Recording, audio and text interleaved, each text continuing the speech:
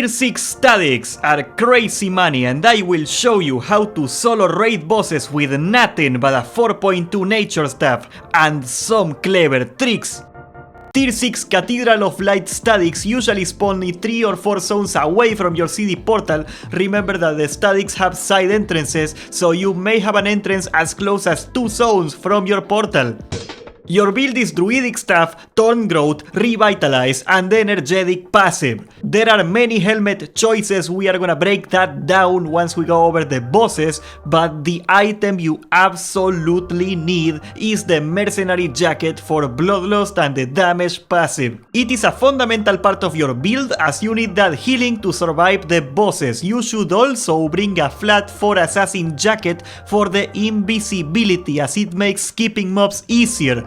And it makes you safer from ganks. And trust me boy, gankers are everywhere here. HELLION Hood is another deceptively good alternative, as the smoke screen can also reset mobs. You can skip almost any part of the dungeon with your first Q equipped to heal yourself. The mobs are pretty spread out here, so you do not really need invisibility too much.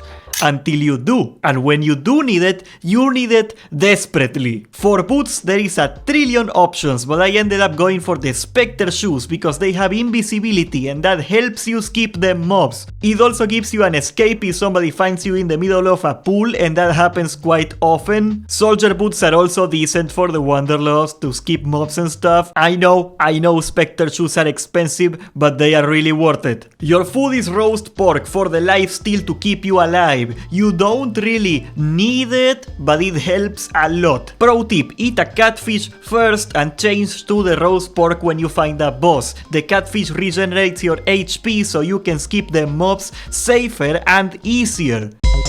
Now for the bosses, here are all the bosses locations. There is 8 bosses in total, of which you can kill 7 easily. The only boss that you will not be able to kill is the occultist right here. She has too much damage and this build doesn't have enough sustain. For transparency, you could kill her with a Specter hood, so you can get 2 mercenary jackets in a row, but that's 150k for the hood, and screw that, I am poor. Still, you know, 7 out of 8. Not bad. The bosses right here are pikemen. They are probably the easiest except for this one over here because the trash pulls are a little tricky. I'm gonna explain that particular pull right now. You pull this guy first and you kill him, then you reset the other spearman. It is very important that you reset him alive. Then you pull him again and kill the crossbowman first before you kill the spearman. You see, if you pull the crossbowman alone, it will chain pull all the other mobs and it will be very hard. At the end you just kill the middle pikeman alone,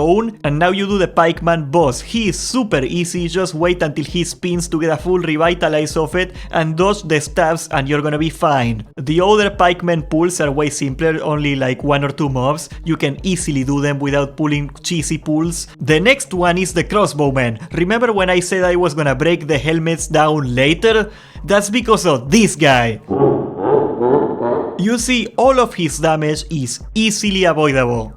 If you live right next to SBI's headquarters and you don't have 200 ping like I do, that is, you see this dude shoots a triangle that puts a bleed on you, and if you get the bleed, you die. Simple as. I know, you can dodge it, I've seen it happen, I swear, but I suck at the game too much and I can't dodge it reliably. Don't worry, because we have our savior right here, the Guardian Helmet. Guardian Helmets remove all the bleed effects, so you can cancel the bleed and it doesn't interrupt your revitalize. But say you can dodge it reliably and you sleep on a pile of money at night, objectively speaking, the best helmet is Specter Hood, because you can get 2 mercenary jackets in a row for insane healing. You can even use it in between pulls to reset your assassin jacket to skip the mobs too. Again, I can't dodge this bleed, so it is not for me sadly, but if you live in America or in Singapore or whatever, it might. I also tried the assassin hood, but it is not reliable, I wouldn't recommend it. The next boss is the Paladin. It took me a while, but I found a way to solo him even in 4.1 one gear. You pull the witch right here and the paladin with a Q. Stay in range of the witch, and once the paladin gets close to you, you reset it with your invisibility. The paladin walks back to his spot super slowly, so you can throw a Q into the witch and she will pull alone. Drag her outside of the room to kill her easily, and make sure the Q that you use to pull the witch doesn't fall where the paladin is going to stand. And once you pull the witch, you can pull the paladin normally. Just kite him because he is very slow, and be careful not to pull any other mobs. Make sure to dodge his charge. That's game over, by the way. I'll be dead honest, I only killed this paladin because I didn't want to read people in the comments telling me I couldn't kill it. But it takes too long to be killed in my opinion, and if a ganker finds you, you are beyond a sitting duck because of how the room is laid out. If it is an orange boss, you can do it, and it is worth doing though. Finally, the last boss is the sorceress right here. She is deceptively easy if you learn where to stand. You start here and you do your DPS normally. She will throw Mexican sauce into the ground. I am a raw fish, bato, and I somehow give you less diarrhea than this sauce. It is very easy to dodge, but if you stand in it just once, you die. Of course, Guardian Helmet comes here right again to save you because you can also dispel the sauce. Anyway, you just stand about here, and when she throws more sauce, you just go to the side a little. It is very important that you leave a gap between her and you so you can reposition yourself without stepping on more sauce. If you dodge everything she does so little damage as a matter of fact that you can kill her without doing a single revitalize just because you got mercenary jacket. Finally, I am gonna leave two honorable mentions. There is a guardsman outside that you can solo. You can even solo the orange version of him, which is really tough, but if you dodge very well, with a little bit of sweating, he's gonna go down too. Of course, streamer luck, the one time I get to kill an orange boss, I get this terrible chest. Another mention is that before the HELLION jacket nerf, you were able to do all the solo chests easily right here with the tiny mobs, but now the sustain is a disgrace, so you cannot really do it.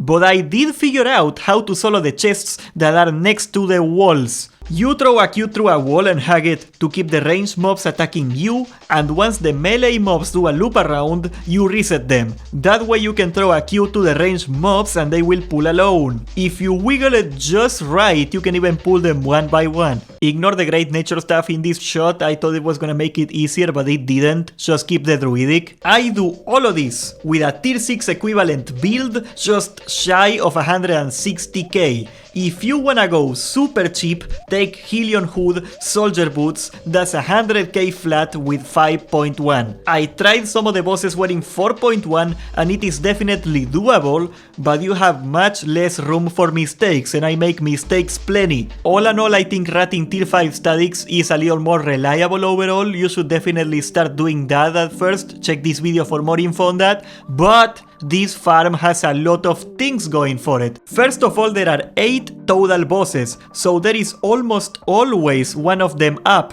And also, surprisingly enough, I die way less often in here than in tier 5, albeit, you know, risking more gear. Most of the guilds in this place are just farming fame, and they do not care too much to chase you through the whole map to get you. I have died plenty of times, don't get me wrong. I escaped ganks many times too. That is something you gotta get used to. We are now streaming in this channel, so subscribe and join the Discord to do group farms with the boys, and thank you for watching.